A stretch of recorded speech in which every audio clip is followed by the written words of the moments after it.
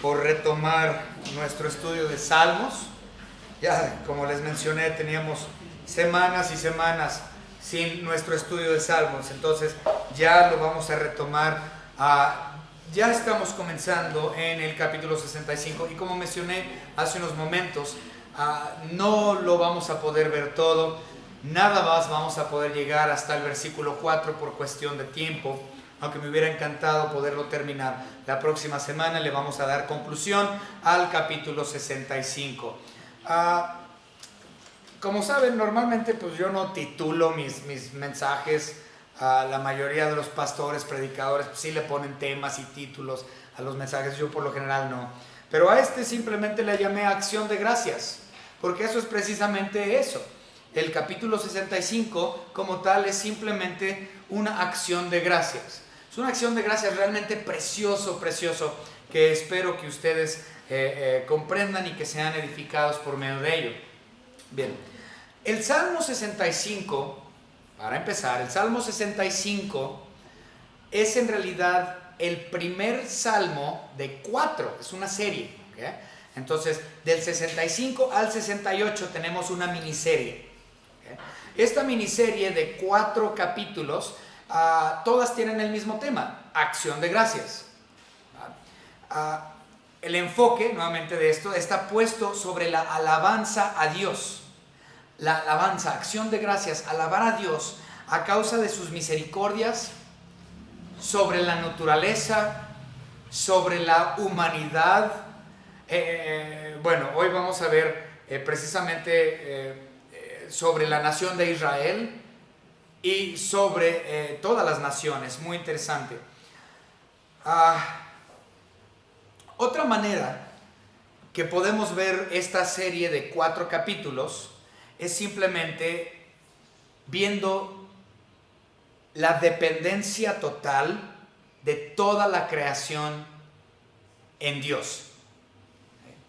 Toda la creación depende totalmente, completamente de la persona de Dios.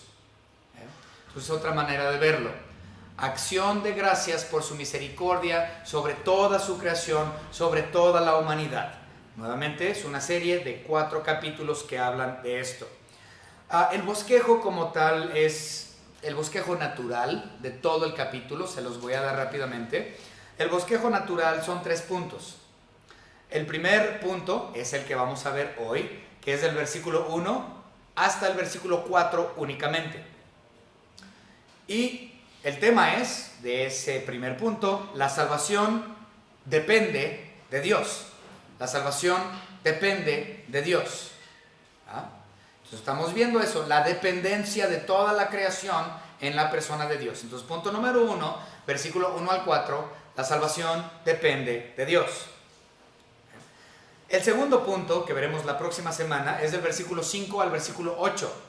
Este segundo punto del bosquejo, las naciones son gobernadas por Dios. Las naciones son gobernadas por Dios. Y esto es porque Él es soberano. Él lo que desea hacer y lo que quiere hacer, de acuerdo a su voluntad, se hace. Él gobierna todo. Tiene que ver con su soberanía. Y el tercer punto, del versículo 9 hasta el final del capítulo, del 9 al 13, el punto natural es Dios sustenta toda su creación. Dios sustenta toda su creación, o podríamos decir su creación, la creación depende de Dios. ¿Okay? Depende de cómo lo quiera ver. Pero estos son los 3 puntos naturales de este bosquejo del capítulo 65. Vamos a hablar un poco acerca del trasfondo de este capítulo. Como ustedes ya saben, todo el libro de los Salmos es un himnario. ¿Okay? Es un himnario, son cantos. Son cantos, todo el salmo, todos los salmos. Y este himno es un canto, como ya mencioné, de acción de gracias. De acción de gracias por la lluvia y la cosecha, para ser específico. Bueno, se agradece por otras cosas, pero ese es uno de los rasgos principales dentro de este capítulo. ¿Sí? Le dan gracias a Dios en este canto por la lluvia y la cosecha durante la coronación del año. ¿Okay? Vamos a hablar un poco acerca de la coronación del año. Pero me voy a adelantar un poquito. ¿Saben qué? Vamos a empezar con una oración. Señor Padre, gracias le damos porque usted nos ha permitido estar aquí reunidos para alabar su nombre, para glorificar su nombre. Gracias, Señor, por quién es usted, por ser el creador del universo entero, por ser el sustentador de todas las cosas. Gracias, Señor, porque todo en este mundo, todo en el universo depende enteramente de usted, Padre, de su Hijo Jesucristo. Gracias, Señor Dios, por cada uno de sus atributos. Señor, gracias, porque dependemos de usted. Damos gracias por todo lo que nos ha dado y la salvación, la cual también depende de usted. En el nombre de nuestro Señor y Salvador Jesucristo. Amén. Muy bien. Entonces, me voy a adelantar un poquito.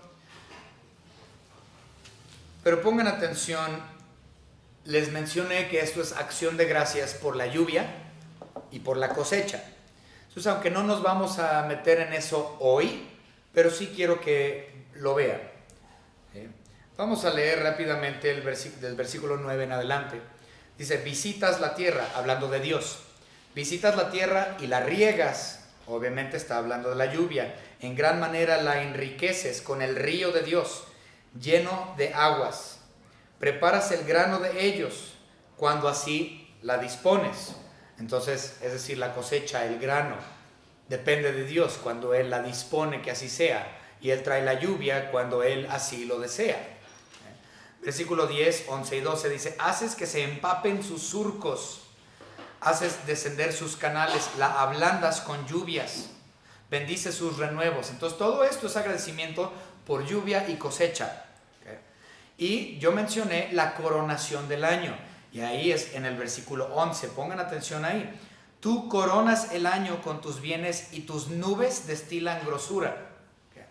Esto de la coronación del año es muy interesante. A mí me llamó mucho la atención y la verdad es que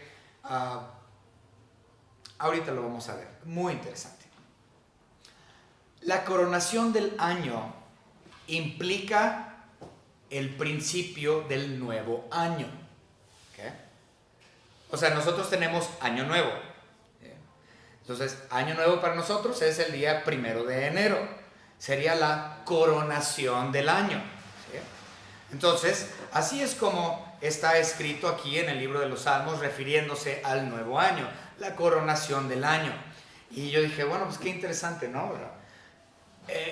Sin embargo, para los judíos tenemos que comprender, para los hebreos, para ellos, año nuevo no es 1 de enero. En la actualidad sí, pero ahorita se los explico. Los judíos como tal, originalmente tenían 2 calendarios, no uno. Y el calendario que ellos manejaban, los 2 calendarios que ellos manejaban, no son como los que tenemos nosotros. Nosotros en la actualidad tenemos lo que es conocido como el calendario gregoriano, ¿okay? Que fue diseñado o mandado a hacer por el Papa Gregorio, ¿no? En los años 1500 y fracción. No tengo el año exacto, pero 1500 y tantos, en el siglo XVI, fue cuando Gregorio llevó a cabo la hechura del calendario gregoriano. Previo a eso, nosotros, o sea, la humanidad, manejaba el calendario juliano. ¿Okay? Pero los judíos, ellos no manejaban ni el juliano, ni el gregoriano. Pero ellos tenían 2 calendarios. Ellos tenían un calendario religioso y tenían un calendario civil. ¿Okay? Tenían 2 calendarios, calendario religioso y calendario civil. Hoy por hoy, los judíos aún tienen el calendario religioso que han manejado por milenios, ¿sí? Ese calendario nunca lo han quitado. siempre los judíos han mantenido el calendario judío religioso. Sin embargo, su calendario civil sí ha cambiado por cuestiones de modernidad, por cuestiones de cómo está la sociedad y la civilización. Ellos han adoptado también el calendario gregoriano para poder llevar a cabo negocios internacionales y todo ese tipo de cosas, ¿va? Entonces ellos hoy por hoy ya usan el gregoriano. Pero en los tiempos de nuestro Señor Jesucristo, su calendario civil era totalmente otro. Y por lo tanto ellos tenían 2 años nuevos. Uno para el calendario religioso y uno para el calendario civil. Entonces, esto nos causa algo de dudas con esto. Porque dice, tú coronas el año con tus bienes. Bueno, ¿a cuál año se refiere? O sea, ¿a cuál calendario? No sabemos a cuál de los 2 calendarios se refiere el Salmo 65. Vamos a continuar. Esto se pone más interesante en cuestión a los calendarios. Su calendario religioso inicia en lo que ellos llaman el mes Nisan. Mes Nisan. Este viene siendo el primer mes del año para ellos en cuanto al calendario religioso. ¿Okay? Para nosotros sería el mes de marzo-abril. ¿Okay? Para ser específico, comienza cuando comienza la Pascua, el día de la Pascua. El día de la Pascua inicia, su calendario religioso como tal.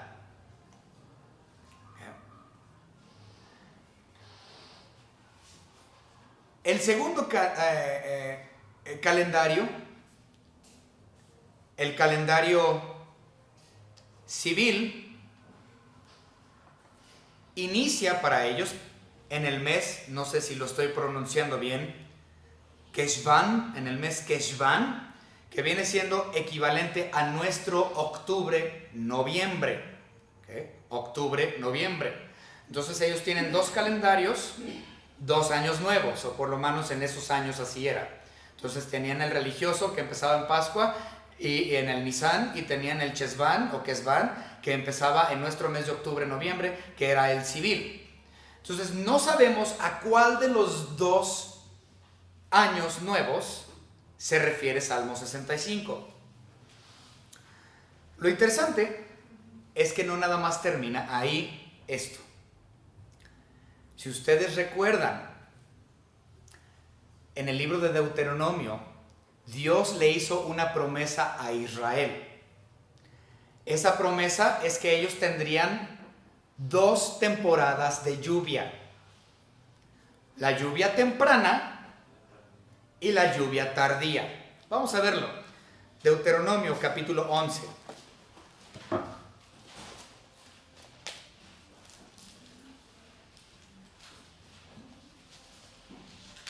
Deuteronomio capítulo 11, versículo 14. Yo daré la lluvia de vuestra tierra a su tiempo, la temprana y la tardía, y recogerás tu grano, tu vino y tu aceite. Si ustedes ven cómo está esto, dos temporadas de lluvia. En el Salmo 65 está lloviendo. Están dando gracias a Dios por esa lluvia y esa cosecha, ¿correcto? No sabemos qué inicio del calendario es. Si el de Nisan o el Kesvan, no sabemos cuál. Lo interesante es que esos 2 meses son los meses de lluvia. Tanto Nisan es mes de lluvia, como Kesvan también es temporada de lluvia. Por lo tanto, seguimos en la duda. No sabemos a cuál temporada de año se refiere. Ahora, si ustedes ven aquí en Deuteronomio, y tuve que estudiar esto, se me hizo muy interesante. Aquí en Deuteronomio, donde leímos 11:14, dice que en las dos temporadas, la tardía y la temprana, recogerás grano, vino y tu aceite. Lo interesante es que el grano y la uva, o sea, lo que es el trigo y la uva, esas se cosechan en el mes Nisan. ¿Okay? El aceite, obviamente, es del olivo. ¿Okay? Y el olivo se cosecha en el mes Keshvan. ¿Okay? Entonces, podemos ver aquí en Deuteronomio 11 que todas las cosas, o sea, está incluido la primera y la última en el mes de marzo, abril y en el mes de octubre, noviembre. Entonces, no sabemos a cuál de las dos temporadas de lluvia se refiere Salmo 65. Porque las dos son año nuevo o coronación del año y las dos son tiempos de lluvia. Y las dos tienen cosechas. No sabemos a cuál se refiere.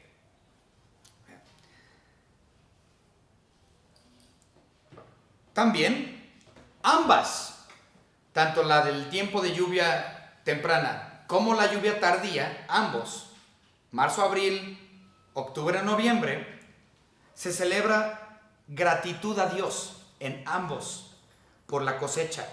En el religioso, que viene siendo el primero en el de Nisan, se agradecía la cosecha por medio de la Pascua. ¿Okay? De hecho, eso es algo muy interesante. Si ustedes recuerdan, el momento de la Pascua, Cristo murió el día de la Pascua, ¿correcto? Cristo murió el día de Pascua, el mero día de Pascua murió Cristo Jesús. El día de su resurrección había una celebración. Esa celebración se llama las primicias. ¿Por qué primicias? Porque era una celebración de los primeros frutos. Pero la cosecha grande se hacía 50 días después, es decir, el día de Pentecostés. Por lo tanto, a partir del día de la Pascua, 3 días después hacían una celebración en gratitud por la cosecha y 50 días después en Pentecostés era otra celebración aún más grande y sigue siendo en los meses de marzo-abril.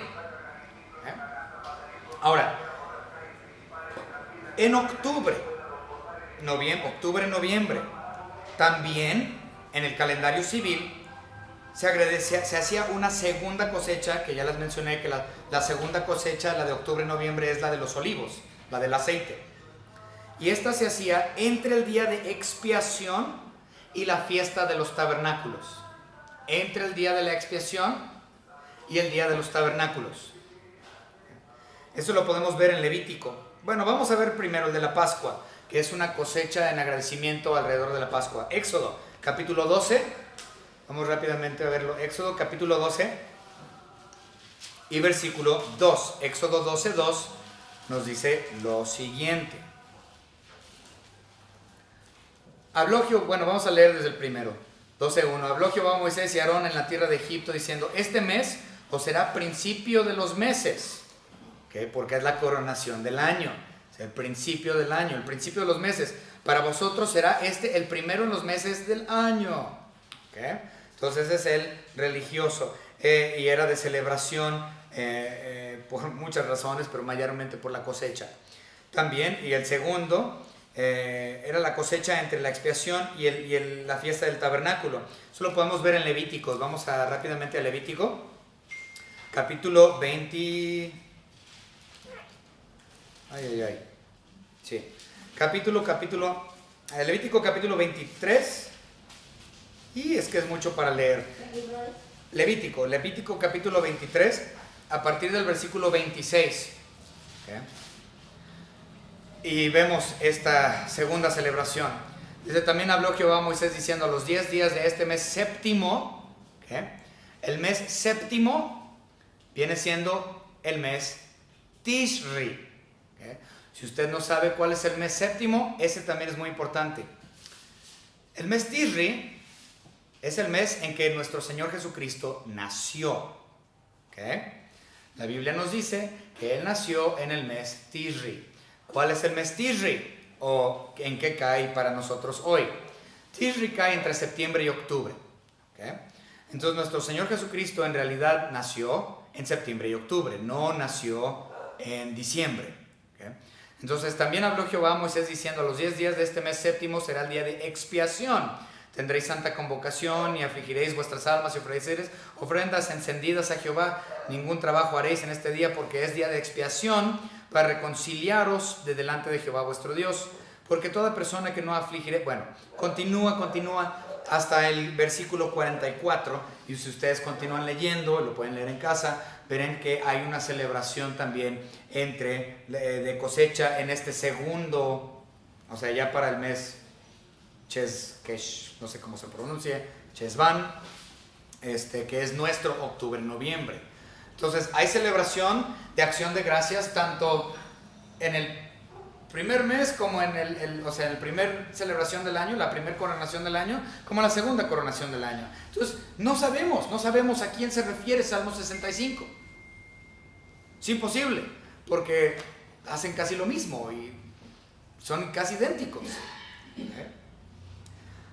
Ahora, muchos han creído que esta alabanza a Dios por la lluvia y la cosecha fue a causa de una sequía de 3 años.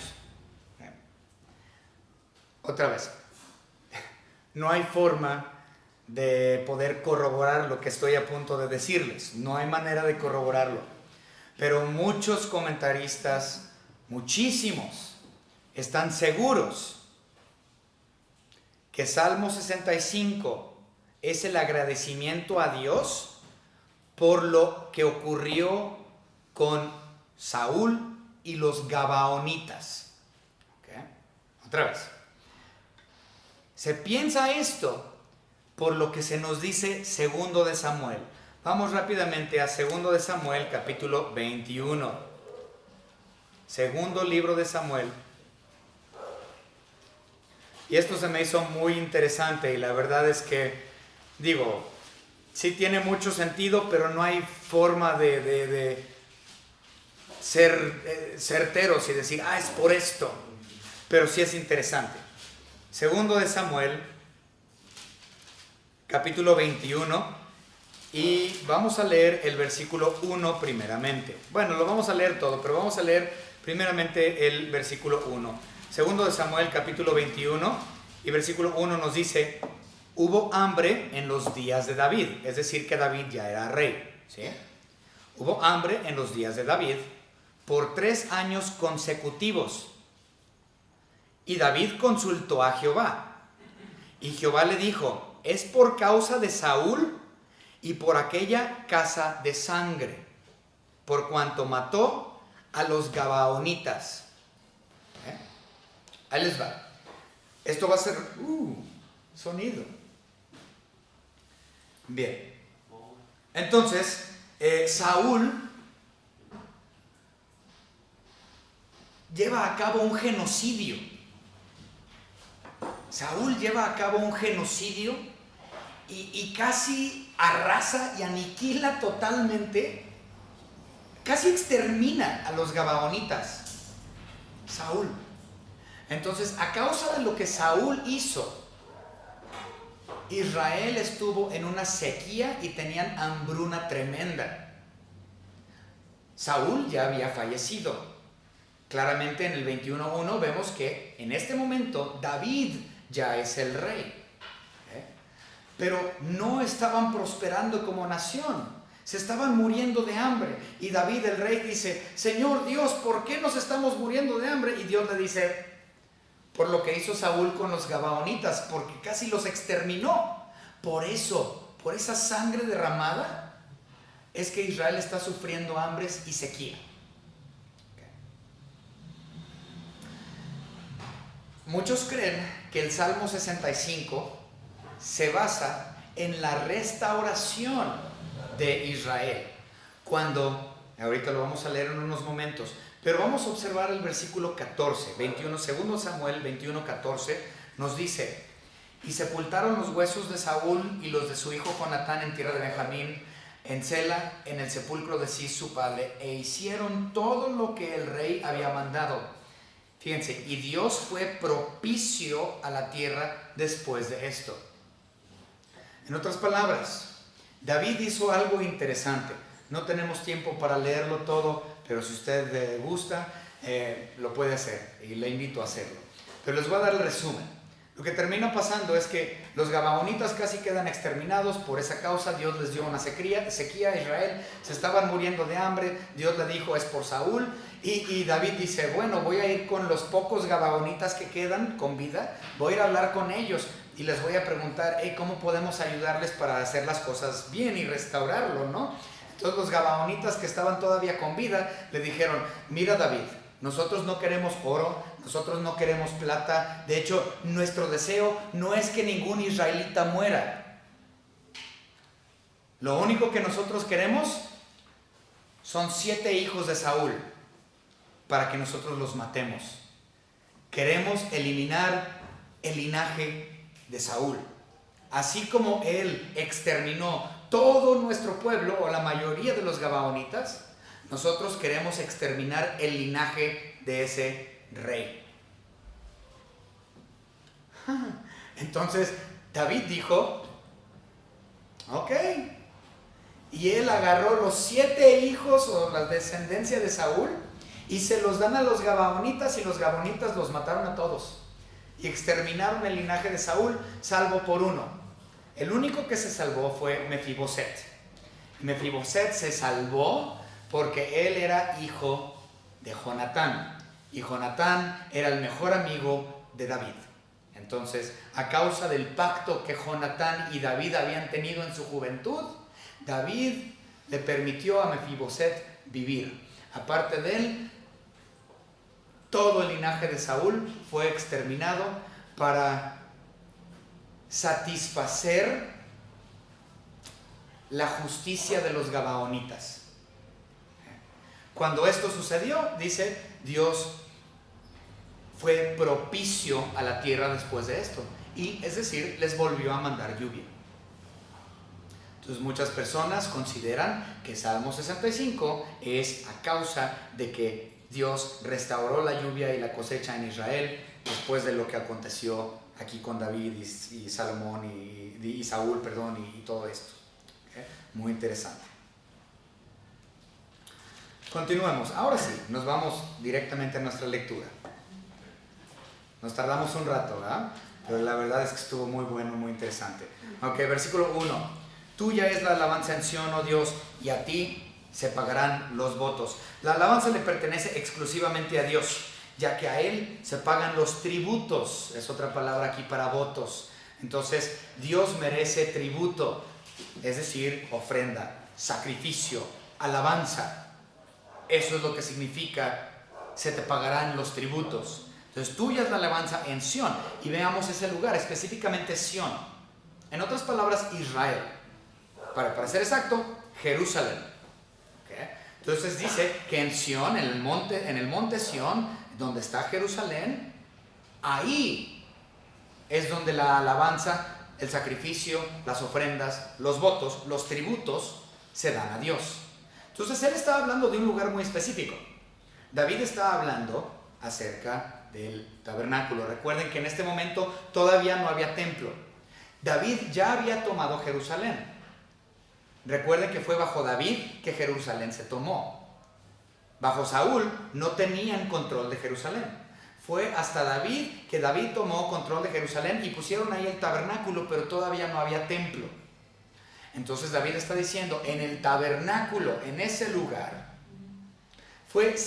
no fue sino hasta Salomón, el hijo de David, que el templo como tal fue edificado, o por lo menos el primer templo.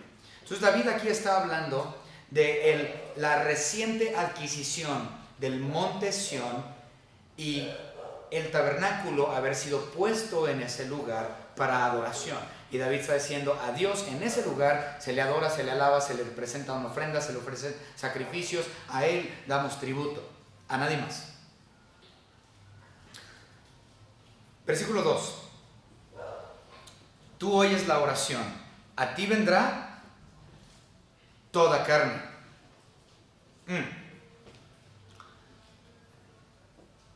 La adoración a los tributos a manera de sacrificio y ofrenda aún no es hecho por toda carne. Eso aún no ha sucedido. Si fuese así, entonces toda lengua confesaría y toda rodilla se doblaría ante la persona de nuestro Señor Jesucristo. Pero esto no ha ocurrido. Toda carne no ha confesado que nuestro Señor Dios y su Hijo Jesucristo son su Señor. Esto no ha ocurrido aún. Pero Él dice que toda carne en Sión lo llevará a cabo.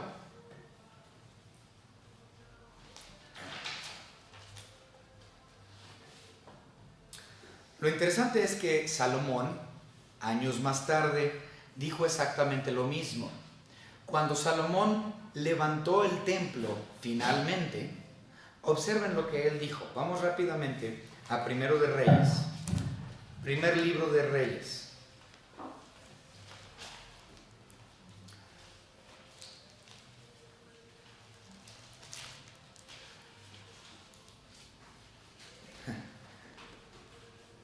Primero de Reyes, capítulo 8, y vamos a leer 41 al 43. Primero de Reyes 8, 41 al 43, nos dice: Asimismo, el extranjero, es decir, el gentil, el que no es judío, o sea, esto lo está diciendo Salomón, un judío. Asimismo, el extranjero, el gentil, que no es de tu pueblo Israel, es clarísimo que está hablando de los gentiles, que viniere de lejanas tierras a causa de tu nombre, pues oirán de tu gran nombre, de tu mano fuerte y de tu brazo extendido, y viniere a orar a esta casa. ¿A cuál casa? Pues al templo que Salomón edificó. Tú oirás en los cielos, en el lugar de tu morada, y harás conforme a todo aquello por lo cual el extranjero hubiese clamado a ti. O sea, clamado, ¿por qué? Están orando a Dios y Dios los oye. Entonces está ligado con Salmo 65, versículo 2, donde estamos leyendo que Dios es el que oye las plegarias y que toda carne se arrodillará, toda carne irá y le rendirá tributo en Sión, específicamente en Sión. Por lo cual, dice el versículo 43 de 1 Reyes 8, por lo cual el extranjero hubiese clamado a ti para que todos los pueblos de la tierra conozcan tu nombre y te teman como tu pueblo Israel, y entiendan que tu nombre es invocado sobre esta casa que yo edifiqué.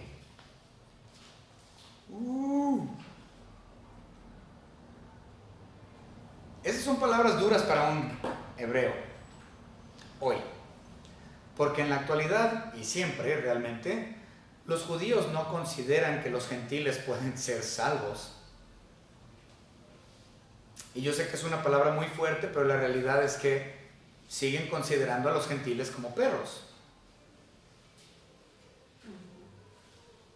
Entonces, cuando su propio rey querido, Salomón, dice que los gentiles van a venir a Sión, al templo, para adorar, los extranjeros que no son del pueblo de Israel, no sé qué opinan los israelitas de eso, pero me imagino que les ha de doler, les ha de enchilar.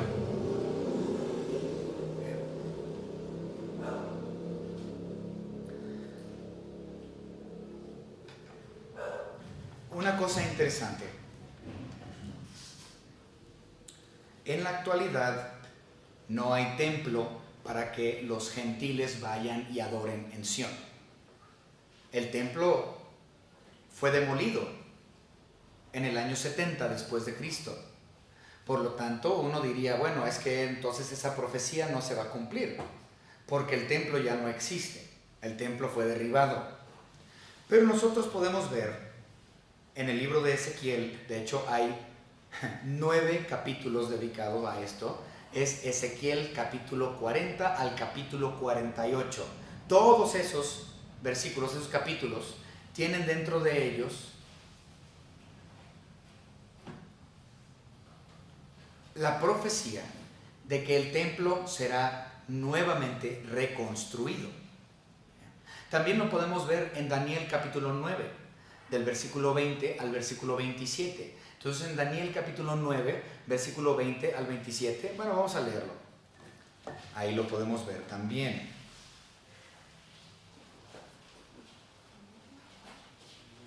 Ezequiel capítulo 9, versículo Daniel, 20 al 27. Daniel 9, 20 al 27. Aún estaba hablando, llorando y confesando mi pecado y el pecado de mi pueblo Israel, y derramaba mi ruego delante de Jehová mi Dios por el monte santo de mi Dios. ¿Cuál es el monte santo? Sión, el lugar de donde estamos hablando. Aún estaba hablando en oración cuando el varón Gabriel, a quien había visto en la visión al principio, es decir, el ángel Gabriel, volando con presteza vino a mí como a la hora del sacrificio de la tarde, es decir, a las 3 de la tarde. Y me hizo entender y habló conmigo diciendo: Daniel, ahora he salido para darte sabiduría y entendimiento. Al principio de tus ruegos fue dada la orden y yo he venido para enseñártela, porque tú eres muy amado. Entiende pues la orden y entiende la visión. 70 semanas están determinadas sobre tu pueblo y sobre tu santa ciudad, Israel, ¿no? O Jerusalén, para terminar la prevaricación y poner fin al pecado y expiar la iniquidad, para traer la justicia perdurable y sellar la visión de la profecía e ungir al santo de los santos, es decir, al Señor Jesucristo. ¿Sabe pues y entiende que desde la salida del orden para restaurar y edificar a Jerusalén, incluyendo el templo, o sea, la reedificación de Jerusalén completa, hasta el Mesías príncipe habrá 7 semanas y 62 semanas se volverá a edificar? Se va a volver a edificar. El templo y la ciudad se va a volver a reconstruir otra vez. La plaza y el muro en tiempos angustiosos. Y después de las 72 semanas se quitará la vida del Mesías, mas no por sí mismo. Y el pueblo de un príncipe que ha de venir a destruir, que es el anticristo, destruir la ciudad y el santuario. Entonces, ¿se va a derribar qué? El santuario. ¿Okay? Y su fin será una inundación. Y hasta el fin de la guerra durará la devastación. Y por otra semana confirmará el pacto de muchos. A la mitad de la semana hará cesar el sacrificio y la ofrenda. Okay, ¿por qué? Porque el santuario tiene que ser reconstruido para que exista sacrificio y ofrenda. Por eso los judíos no han hecho sacrificios y ofrendas, porque no tienen un templo donde hacerlo. Entonces tiene que ser reedificada para que esto vuelva a suceder. ¿Okay? Y a la mitad de los 7 años de tribulación, dice a la mitad de la semana, recuerden la semana, cada semana son 7, o sea, cada semana son 7 años, es lo que representa cada semana. Entonces, a la mitad de la semana de la tribulación se hará cesar el sacrificio continuo que tiene que suceder ya con una iglesia o templo, restaurado, reedificado. Entonces, bueno, por eso y por Ezequiel sabemos que el templo será reinstituido, será levantado, será vuelto a hacer. Ok. Entonces, aunque ahorita no hay un templo de los judíos donde nosotros podamos, como gentiles, ir a adorar en Sión, podemos ver que va a ser restaurada por esos capítulos en Ezequiel y por lo que vemos en Daniel. Y las naciones, en un tiempo futuro, todas las naciones en Cristo, las que serán salvas durante el milenio, toda carne confesará, toda lengua confesará, toda rodilla se doblará. Y podemos ver eso en Isaías 2, en Isaías 56 y en Marcos 11. Vamos a ver un par de ellos. Isaías capítulo 2.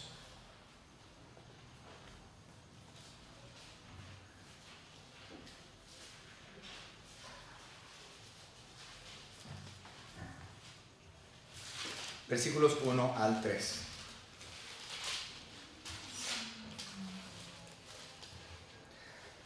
Lo que vio Isaías, hijo de Amós, acerca de Judá y de Jerusalén, acontecerá en el postrero de los tiempos, o sea, a un futuro de nosotros, porque no ha acontecido todavía, que será confirmado el monte de la casa de Jehová, otra vez el monte, Sión, de la casa de Jehová, el templo, como cabeza de los montes, y será exaltado sobre los collados, y correrán a él todas las naciones. Y vendrán muchos pueblos y dirán: venid y subamos al monte de Jehová, a la casa del Dios de Jacob, y nos enseñará sus caminos y caminaremos por las sendas, porque de Sión saldrá la ley y de Jerusalén la palabra de Jehová. Y nuevamente, en Isaías 56 lo afirma y en Marcos también. Vamos a ver el de Marcos, Marcos capítulo 11.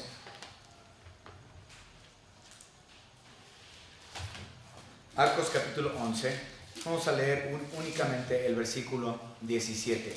Marcos 11, 17 nos dice, si algún día llego. Y les enseñaba diciendo, ¿no está escrito, mi casa será llamada casa de oración para todas las naciones? Mas vosotros la habéis hecho cueva de ladrones. Entonces, un día el templo será restaurado y todas las naciones adorarán de forma literal en Sión. A menos de que usted sea milenialista, entonces no va a haber reino en Israel. Ok. Continuamos con nuestra lectura. Regresemos. Versículo 3, ya mero. 65:3. Las iniquidades prevalecen contra mí, mas nuestras rebeliones tú las perdonarás. No está hablando de las iniquidades de fuera que están en contra de él, o sea, las iniquidades de los enemigos en contra suya, sino que él está hablando de sus propias iniquidades. Si nosotros regresamos a Salmo capítulo 38 y versículo 4, podemos ver al mismo salmista tocando este mismo tema. Salmo capítulo 38 y versículo 4 nos dice, porque mis iniquidades se han agravado sobre mi cabeza, como carga pesada se han agravado sobre mí. O sea, David está entendiendo que él es un pecador. Que él es un pecador. Y porque él es un pecador, como dice Romanos 3:23, ha quedado excluido de la gloria de Dios, destituido de la gloria de Dios. David está comprendiendo que yo, un pecador lleno de iniquidades, yo no tengo la habilidad de poder salvarme a causa de mis propios pecados. Pero dice, a pesar de mis pecados, dice el versículo que estamos aquí en el 3, nuestras rebeliones tú las perdonarás. A pesar de tan sucio y asqueroso que soy, tú, Señor, me has dado el perdón. No porque yo lo merezca, sino por tu misericordia, porque has extendido tu gracia sobre mí para la salvación. Y tú me has perdonado a mí, un pobre, asqueroso, inicuo. Y observen el versículo 4, y esto es para darle dolor a aquellos que no están de acuerdo con predestinación o elección o el llamado.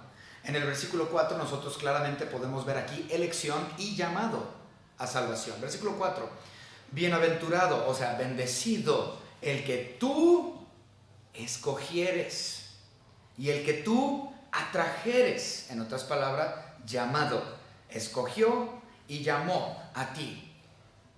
Wow, bienaventurado el que es receptor de tu gracia, porque tú le has escogido para ser salvo, para ser perdonado.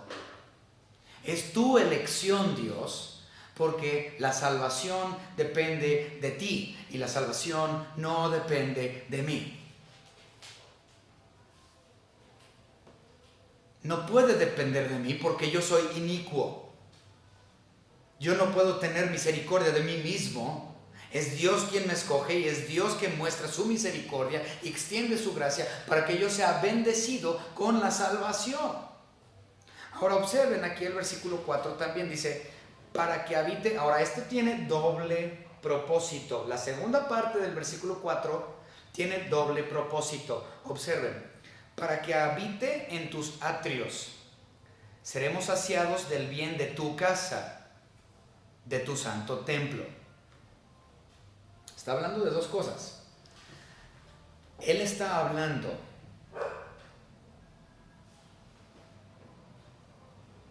sigue hablando del tabernáculo en Sión. No podemos perder la perspectiva de eso. Sí, sigue hablando de el tabernáculo en el monte Sión. ¿Bien? Obviamente para nosotros que hemos sido receptores de su gracia, comprendemos que esto en un segundo plano está hablando también del templo celestial y que nosotros que hemos sido escogidos por Él, llamados a acercarnos a Él, nosotros que hemos sido receptores de su gracia, tendremos una habitación perpetua en su templo celestial. ¿Okay?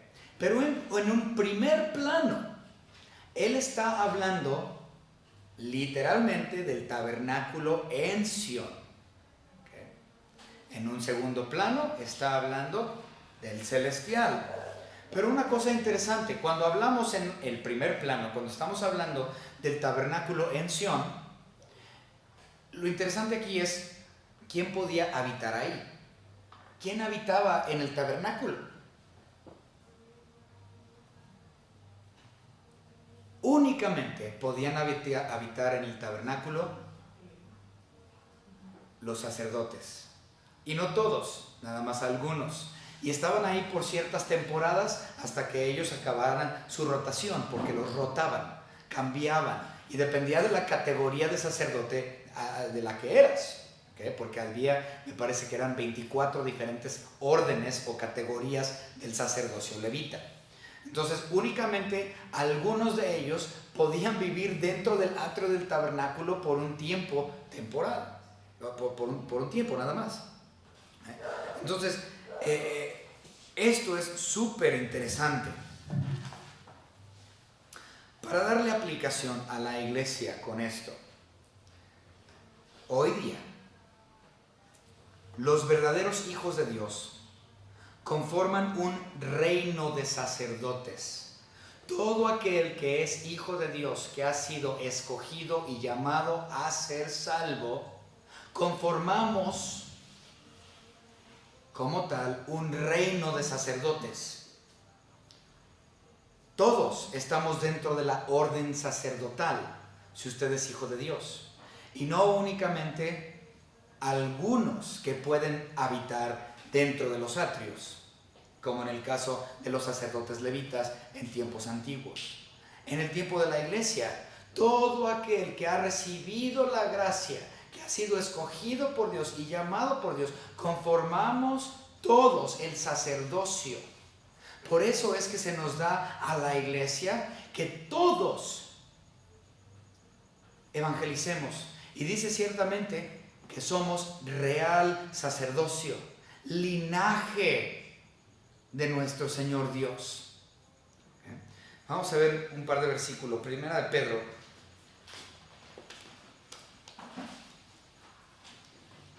capítulo 2, y vamos a leer versículos 9 y 10.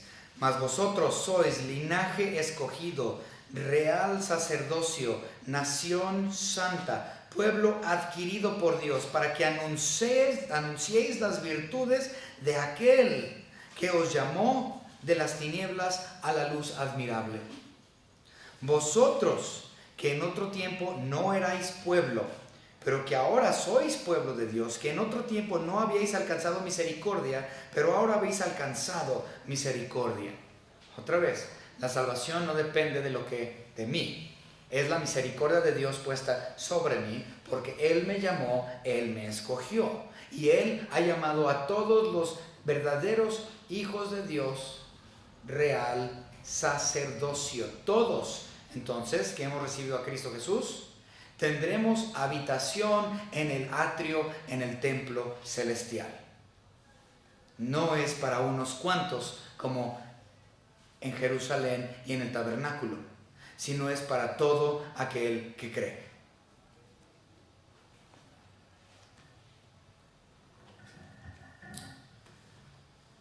Hermanos, si esto no les da gusto y gozo,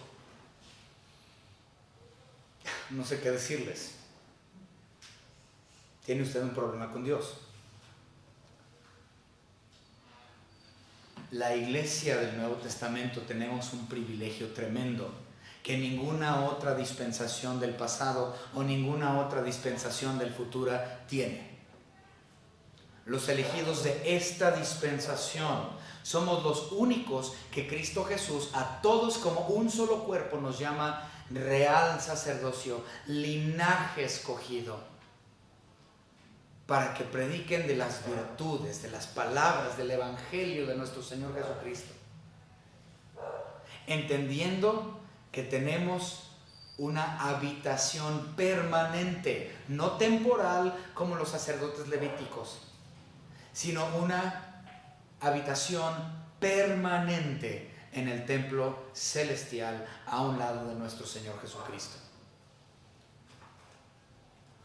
Ningún otro redil de nuestro Señor Jesucristo tiene esa oportunidad.